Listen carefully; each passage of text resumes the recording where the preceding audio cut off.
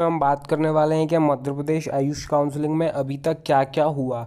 तो देखिए, जो मध्य प्रदेश आयुष काउंसलिंग की बात करें तो 85% स्टेट कोटा का जो अलॉटमेंट आया था फर्स्ट राउंड के लिए 24 सितंबर 2025 को।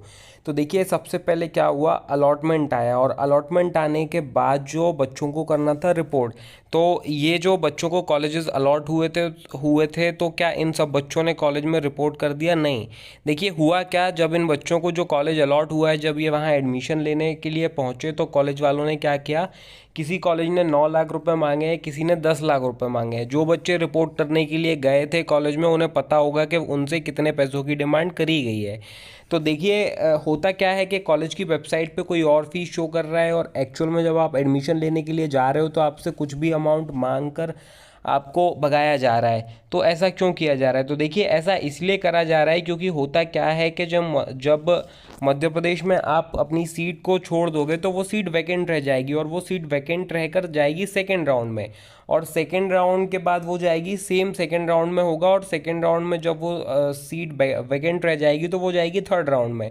और थर्ड राउंड में उस समय पर ऐसे बच्चों को एडमिशन देता है कॉलेज जिन बच्चों ने ज़्यादा पैकेज में सीटें बुक कर रखी हैं।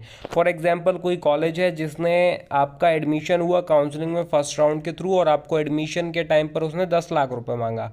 तो आप 10 लाख रुपए कहाँ से लेके आओगे? तो आपने वो सीट छोड़ दी, आपने अपग्रेड कर दिया सेकेंड राउंड के लिए। तो क्या हुआ क्या कि वो सीट वैकेंट रह गई और वो चली गई सेकेंड राउंड में।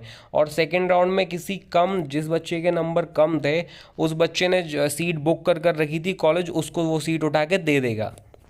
तो देखिए, यही हो रहा है। मैं आपको बहुत पहले से समझा रहा हूँ कि जो वेबसाइट पर फीस दिख रही है वो एक्चुअल फ़ीस नहीं है। जब आप एडमिशन लेने के लिए कॉलेज जाओगे तो आपको पता चलेगा कि एक्चुअल क्या चल रहा है। तो देखिए, अभी क्या चल रहा है, अभी 26 तारीख से 28 तारीख तक सेकेंड राउंड के रजिस्ट्रेशन होने हैं। अभी सेकेंड राउंड के रजिस्ट्रेशन होने हैं 85% स्टेट कोटा में।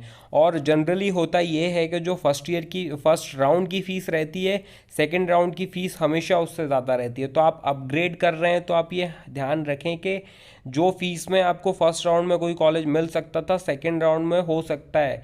और ये बहुत ज़्यादा चांसेस हैं, यही होता है कि सेकेंड राउंड में उसी सीट की फ़ीस बहुत ज़्यादा रहेगी और थर्ड राउंड में वो बहुत ज़्यादा बढ़ जाएगी और सीएलसी में तो फिर बोली लगती है। तो देखिए, ऑल इंडिया कोटा 50% का भी अभी रजिस्ट्रेशन चल रहा है और स्टेट कोटा का भी अभी रजिस्ट्रेशन चल रहा है। तो आपका यही है कि अभी आप जिस भी कॉलेज में एडमिशन लेना चाहते हैं, आप उसकी इन्फॉर्मेशन पहले से इन नंबरों पर कांटेक्ट कर लें। क्योंकि आप जब एडमिशन लेने जाते हो आपको पता होना चाहिए कि उस टाइम पे जो बच्चे फर्स्ट राउंड में गए थे कॉलेजेस, जिन्होंने एक दो कॉलेज में जाके देखा, तो उन्हें कंडीशन पता चली कि रिपोर्टिंग के टाइम पे एक्चुअली क्या होता है, कितनी फ़ीस कॉलेज मांगता है। तो देखिए, यही सब चल रहा है। अगर आपको काउंसलिंग से रिलेटेड कोई डाउट है या किसी कॉलेज में कॉलेज के बारे में कोई क्वेरी है, या अपना एडमिशन अगर आपके नंबर कम है तो किस तरीके से कौन सा कॉलेज आपके बजट में बिल्कुल फिक्स बैठेगा, ये इन्फॉर्मेशन चाहिए तो आप इन नंबरों पर कांटेक्ट कर सकते हैं।